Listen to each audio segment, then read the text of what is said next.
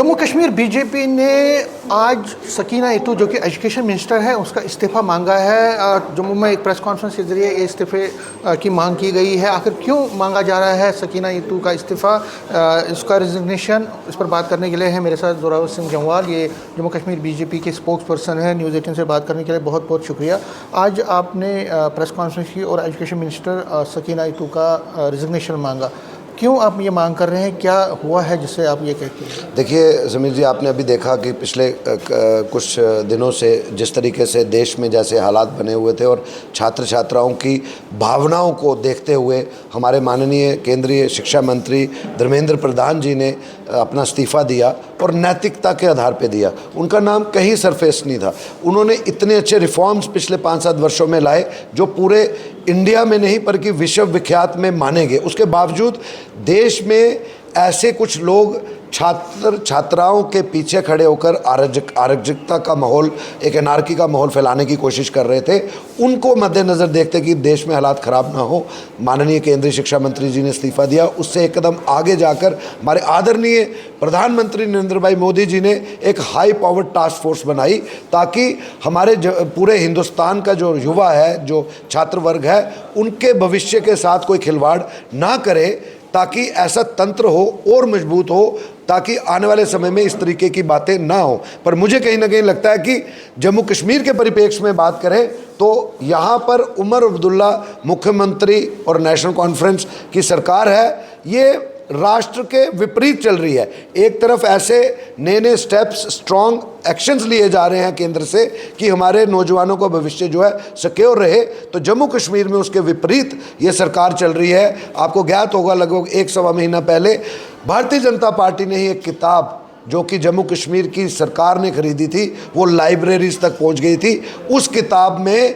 Anti national elements को, separatist elements को, देश विरोधी लोगों को ग्लोरीफाई किया गया, उनका महिमा मंडित जो है किया गया था। ऐसे मकबूल भट्ट को जो आतंकी था, टेररिस्ट था, उसको शहीद बताया गया और वो केस जो है प्रूव हुआ। कितने लोग अरेस्ट हुए, इन्वेस्टिगेशंस अभी भी चल रही हैं। तो क्या नैतिकता सिर्फ लोगों को दिखाने के लिए नेशनल कॉन्फ्रेंस बोलती है या उमर अब्दुल्ला बतौर चीफ मिनिस्टर बोलते हैं? आज कहाँ है उमर अब्दुल्ला की नैतिकता? आज उमर अब्दुल्ला को हमसे डिमांड करने से पहले ही खुद ही सकीना इतू जो कि एजुकेशन डिपार्टमेंट का पोर्टफोलियो संभाले हुए हैं, उनसे इस्तीफ़ा ले लेना चाहिए था। लेकिन जब हमने देखा कि अभी भी इनकी चुप्पी कहीं ना कहीं बताती है कि ये नैतिकता की जो मूल्य हैं लोगों को ही बताने के लिए बताते हैं, जब अपने पे बारी आती है ऐसा कुछ नहीं होता, तो अफसोस लगता है। इसलिए भारतीय जनता पार्टी ने आज सकीना इतू जी जो जिनके पास एजुकेशन का पोर्टफोलियो है, उनका इस्तीफा मांगा। लेकिन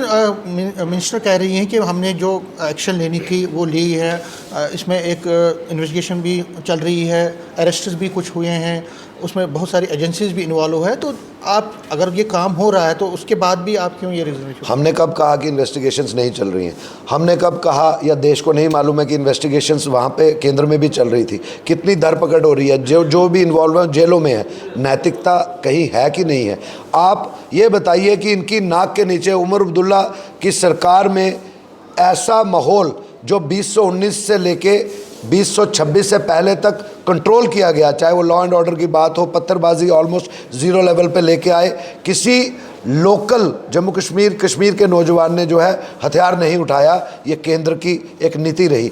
जब से उमर अब्दुल्ला की सरकार आई है, लगभग 2 वर्ष होने को जा रहे हैं, एक भी डिपार्टमेंट बता दीजिए जहाँ पे उनकी परफॉर्मेंस हो, यूथ के रिलेटेड बता दीजिए, आज भी चाहे स्पोर्ट्स डिपार्टमेंट हो, कोई डिपार्टमेंट हो, वो वहाँ पर सड़कों पर है, अपनी जायज़ डिमांडों को बात कर रहे हैं, लेकिन ये तस से मस नहीं हो रहे हैं। हम इसलिए कह रहे हैं कि उमर अब्दुल्ला की सरकार नैतिकता लोगों के लिए ही है क्या? हम ये पूछना चाहते हैं उमर अब्दुल्ला। लेकिन सवाल ये भी उठाए जाएंगे कि आप लोग जो है ध्यान भटकाने की कोशिश कर रहे हैं। जिस तरह से धर्मेंद्र प्रधान का इस्तीफा हुआ, रिजिग्नेशन हो, उससे कहीं ना कहीं बीजेपी बैकफुट पे है। तो अपने आप को भारतीय जनता पार्टी को बैकफुट पे आने की कोई ज़रूरत नहीं थी। भारतीय जनता पार्टी ने हमेशा राष्ट्र को सर्वप्रिय माना है, सेल्फ को लास्ट में माना है। इसी वजह से, यही वजह है कि माननीय केंद्रीय शिक्षा मंत्री जी ने जो है नैतिकता के आधार पर इस्तीफ़ा भी दिया और उनके कार्यकाल में जो कुछ हुआ है आप सबने रिपोर्ट किया है, पूरा यूथ उसको एक्नॉलेज करता है। लेकिन अगर हम देखें जो एजेंसी उस टेस्ट को लेती थी, धर्मेंद्र प्रधान जी का उसमें कोई रोल नहीं था। नेशनल टेस्ट एजेंसी उसका नाम था। उसके बावजूद भी छात्रों की भावनाओं को ध्यान में रखते हुए उन्होंने इस्तीफ़ा दिया। तो जम्मू कश्मीर उसके विपरीत क्यों चल रहा है? यहाँ पे तो छात्रों ने डिमांड की थी, यहाँ पर भारतीय पंजाब में भी ऐसी डिमांड चल रही है। देखिए पंजाब में चल रही है, वो पंजाब देख रहे हैं, वहाँ पे भी लोग। हम जम्मू कश्मीर में रहते हैं, जम्मू कश्मीर की बात करें, आखिर क्या वजह है कि अभी भी इनको नैतिकता लोगों के लिए ज्ञान देने के लिए है, जब अपने पे बारी आती है तो उमर अब्दुल्ला सरकार जो है और अपनी सरकार की काबीना में बैठे भ्रष्ट मिनिस्टर्स को बचाने के लिए खामोशी इख्तियार कर लेती है। अफसोस से कहना पड़ता है। इसलिए भारतीय जनता पार्टी को एक बार फिर उमर अब्दुल्ला को जगाने का प्रयास है कि आप अपनी शिक्षा मंत्री से इस्तीफ़ा लीजिए, किसी और अच्छे अपने एमएलए को ऐसा पोर्टफोलियो दीजिए जो कि नौजवानों को अच्छी चीज़ें सिखाए, ना कि मिसगाइड करे, ना कि पत्थरबाजी की तरफ लेके जाए, ना कि अलगाववाद की तरफ लेके जाए। न्यूज़ 18 से बात करने के लिए शुक्रिया। तो बीजेपी नैतिकता के आधार पे इस्तीफा मांग रही है सकीना इत्तू का और कह रही है कि इसमें कोई राजनीति नहीं है, लेकिन नैतिकता एक बड़ी बात होती है। सकीना इत्तू को जल्द से जल्द रिजिग्नेशन दिया जाना चाहिए। नेटवर्क 18 के लिए मैं समीर भट्ट।